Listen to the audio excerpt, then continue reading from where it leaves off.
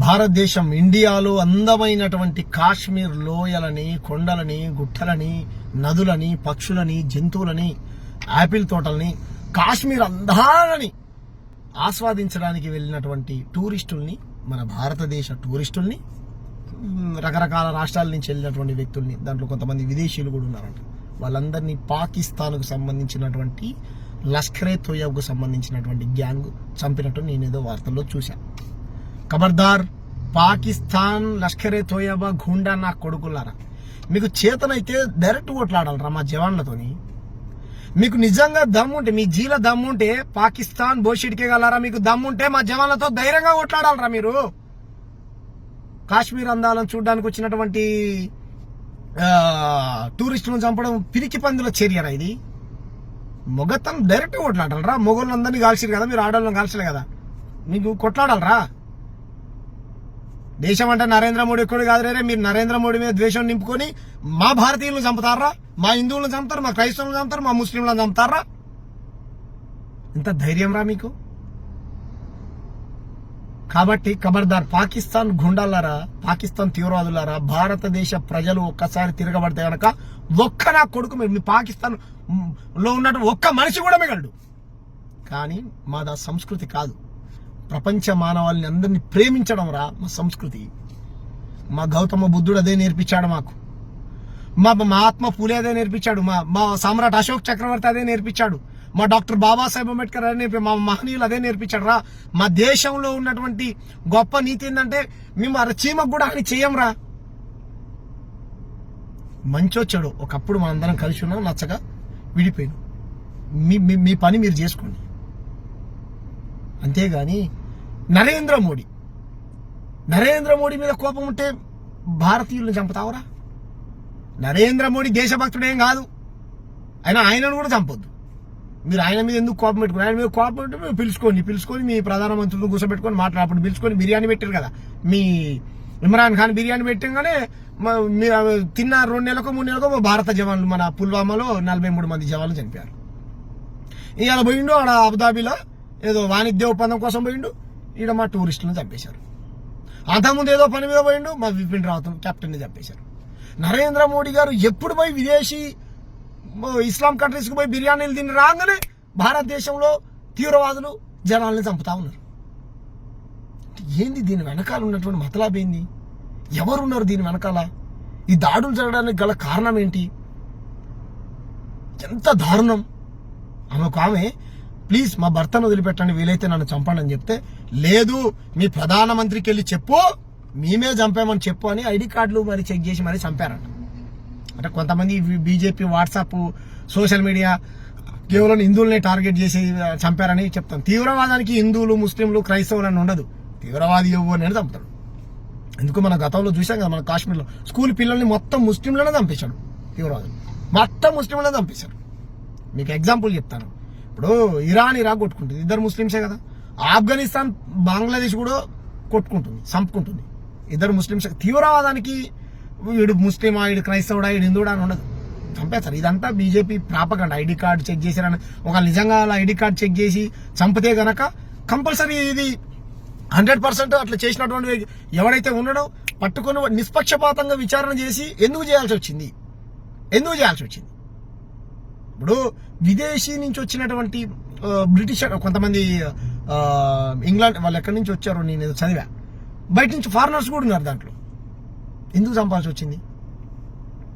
కాబట్టి భారతదేశంలో ఉన్నటువంటి రాజకీయ పార్టీలన్నీ ముక్త కంఠంతో ఖండించాలి.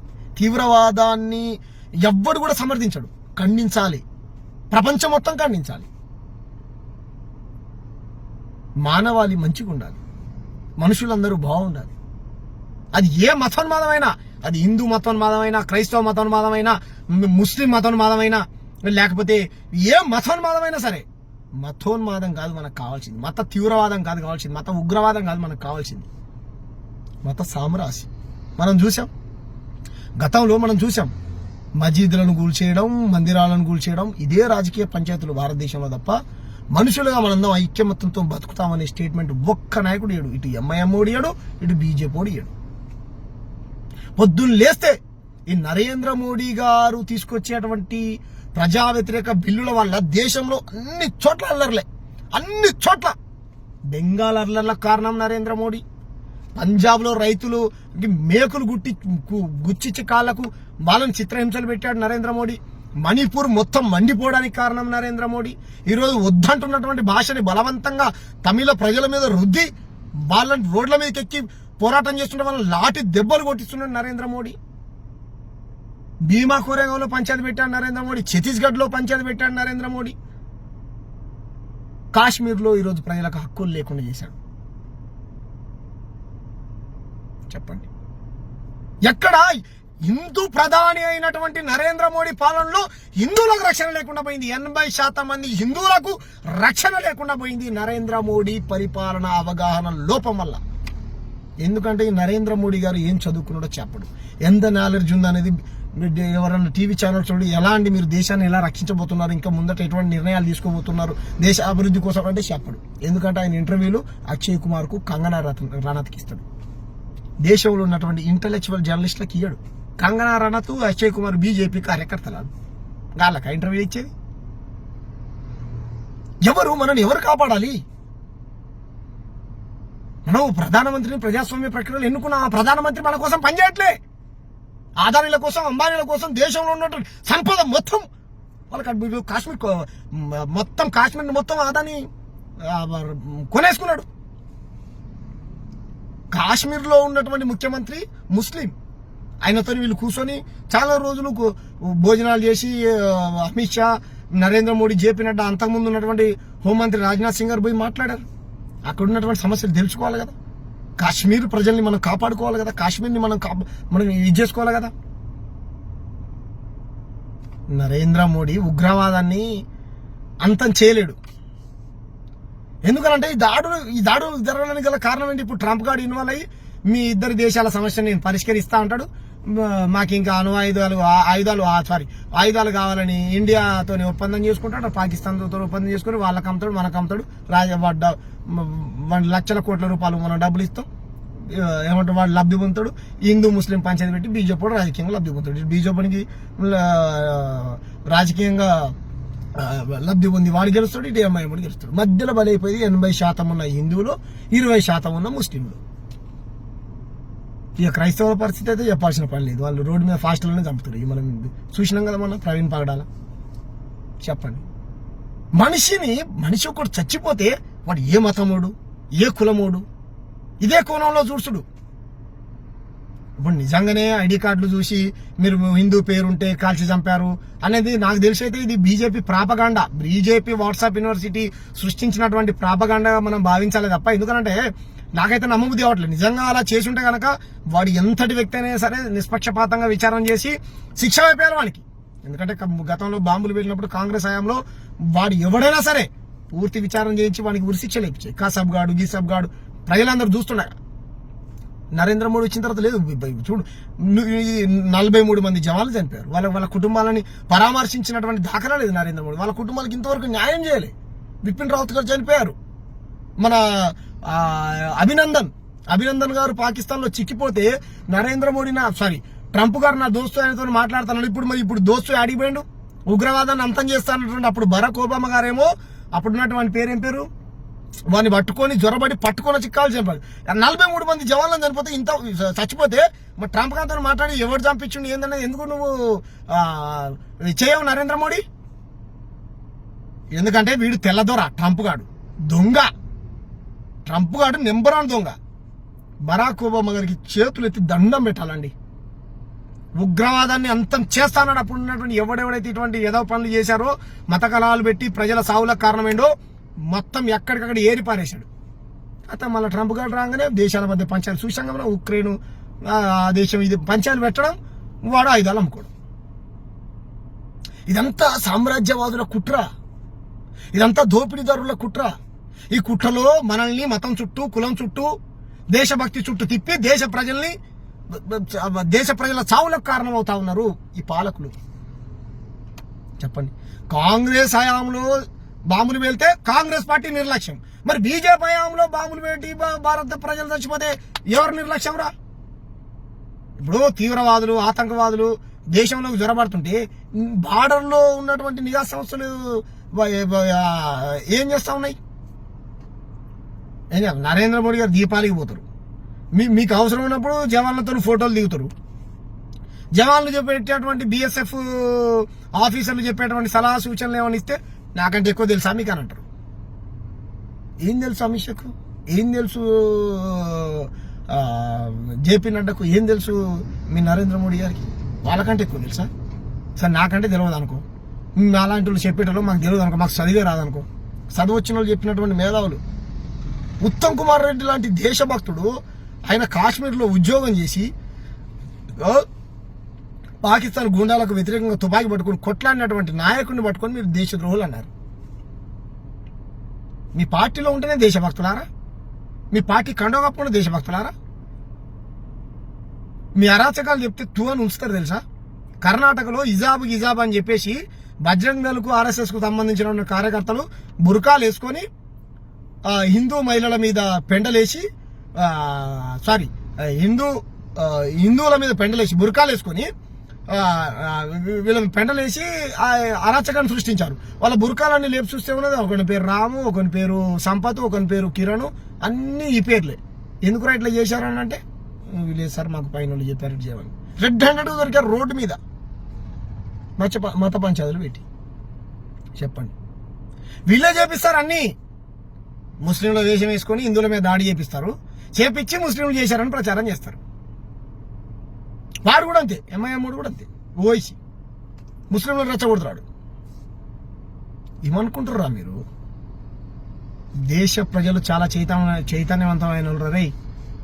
బీజేపీ ఎంఐఎంని బొందబెడతాం, దేశంలో లేకుండా చేస్తాం, మతోన్మాదాన్ని లేకుండా చేసి మత సామరస్యాన్ని కాపాడుకుంటాం మేము. కాబట్టి ప్రజలారా పసిగట్టండి, నరేంద్ర మోడీ మనల్ని రక్షించలేడు. దీనికి పూర్తి నైతిక బాధ్యత నరేంద్ర మోడీ వహించి నన్ను అడిగితే రాజీనామా చేయాలి.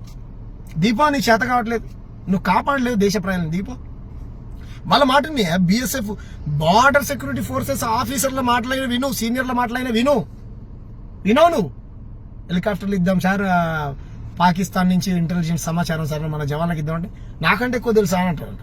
చెప్పిన ఒకసారి బిపిన్ రావత్ గారు అన్యాయంగా చనిపోయారు. ఎలా చనిపోయి ఇంతవరకు విచారణ లేదు. నీ పాలనలో హిందువులకు రక్షణ లేదు, భారత జవాన్లకు రక్షణ లేదు, భారత టూరిస్టులకు రక్షణ లేదు, క్రైస్తవుల రక్షణ లేదు, ముస్లింల రక్షణ లేదు, దళితులకు రక్షణ లేదు, ఆదివాసుల రక్షణ లేదు, ప్రజాస్వామ్యానికి రక్షణ లేదు, ఎవ్వరికి రక్షణ లేదు. అంబానీ ఆదానులకు మాత్రం మంచి జెడ్ ప్లస్ సెక్యూరిటీ. మేము పెట్టుకోలేం కదా అంత పెద్ద సెక్యూరిటీ. చెప్పండి, దీనికి బాధ్యత ఎవరు వహించాలి? తీవ్రవాదాన్ని తీవ్రంగా దేశ ప్రజలు కాదు ప్రపంచంలో ఉన్నటువంటి మనుషులందరూ ఖండించాల్సిందే. ఖబర్దార్ పాకిస్తాన్, నాకు బూతులు వస్తున్నారే, మీకు దమ్ముంటే మాతో కొట్లాడండి రా, మా జవాన్లతోని ధైర్యంగా కొట్లాడండి. మీకు దమ్ముంటే కొట్లాడండి రా. ఈ దేశం కోసం ప్రాణాలు ఇవ్వడానికి మా జవాన్లు సిద్ధంగా ఉండి మీతో కొట్లాడతారా. కానీ మేము హింసను కోరుకోంరా, మేము హింసను కోరుకోం, హింసను కోరుకునే వాళ్ళం కాదు మేము. మా గౌతమ బుద్ధుడు హింస చేయొద్దన్నాడు. మా సామ్రాట్ అశోక్ చక్రవర్తి రే నాయన మీకంటే అసలు ముద్రా నాయన, మీ చెప్పలు మరి ఎంత గొప్ప దేశం తెలుసారా మాది, ఇంత గొప్ప మా దేశం పైన మీకు దాడులు చేయాలని ఎందుకు? మీకు నరేంద్ర మోడీ గారి మీద కోపం ఉంటే కూర్చొని పిలుచుకొని అప్పుడు బిర్యానీ పెట్టారు కదా, మాట్లాడుకోర్రి. ఆయన మీద కోపం ఉంటే ఆయన కూడా కొట్టకండి తిట్టకండి, ఎందుకంటే మా ప్రధాని ఆయన. మాట్లాడుకుంటారా నాయన, వాడెవడో మసీదులను కూల్చేస్తాంటే మా దేశ ప్రజలను చంపేస్తా అంట. అరబ్బే ఖురాన్ చదవాలి నా మీది ఎందుకురా? ఎందుకు చదవాలి ఖురాన్? ఖురాన్ ముస్లింలు చదవాలి, భగవద్గీత హిందువులు చదవాలి, బైబిల్ క్రిస్టియన్లు చదవాలి. ఏ మతాన్ని ఎవరికి నచ్చిన మతాన్ని వాళ్ళు విశ్వసించుకోవచ్చు, చదువుకోవచ్చు. ఇది ఎక్కడ తీవ్రవాదం రా? వాళ్ళు కూడా అంతే బలవంతంగా భగవద్గీతని నడి రోడ్డు మీద ఒక ఫాస్టర్ చేతిలో పెట్టి అదొక రకమైన తీవ్రవాదం. బలవంతంగా బొట్లు పెట్టి, వాడేమో బలవంతంగా ఖురాన్ చదవమని, వీడేమో బలవంతంగా కాషాయ బొట్లు పెట్టి జై శ్రీరామ్, చర్చి ముందుకు పోయి జై శ్రీరామ్, మసీద్ ముందుకు పోయి జై శ్రీరామ్. వీడు ఎమ్మాడు అక్కడికి పోయి ఈ జెండాను ఎగిరేయడం, పతంగి జెండాను రామ మందిరం ముందుకు పోయి వీటన్నిటి కారకులు ఎవరు? దేశ పాలకులు.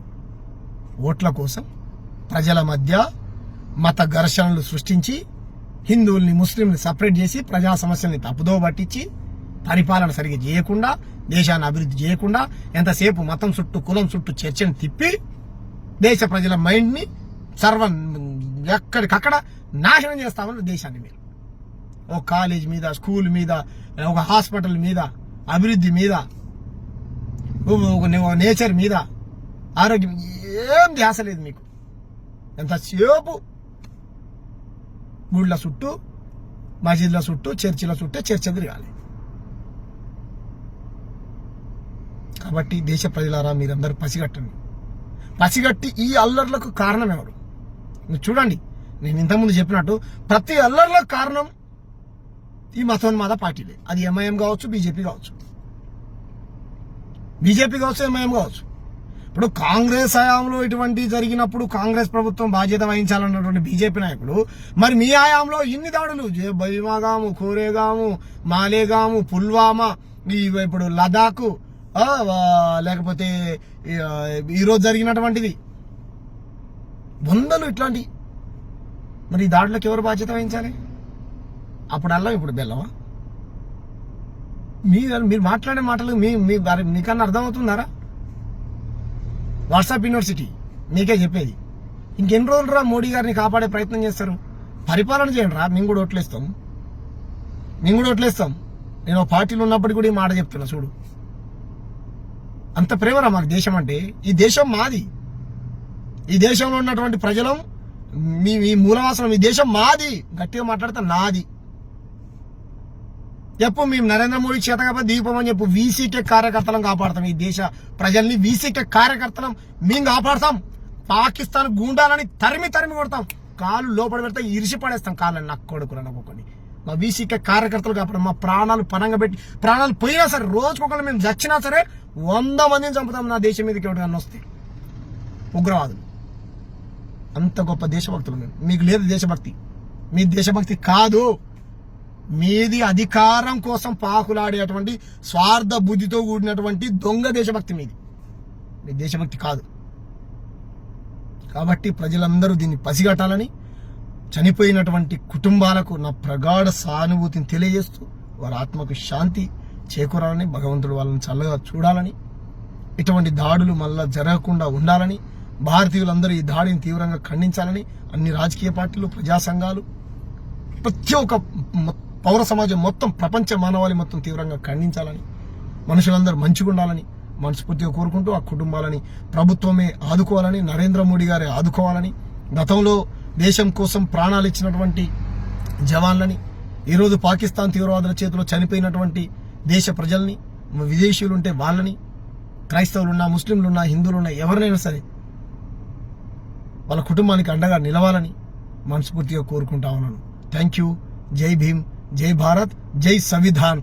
జోహార్ భారత్ జవాన్లకు, జోహార్ ఉగ్రవాదుల చేతిలో అమరులైనటువంటి నా దేశ టూరిస్టులకు.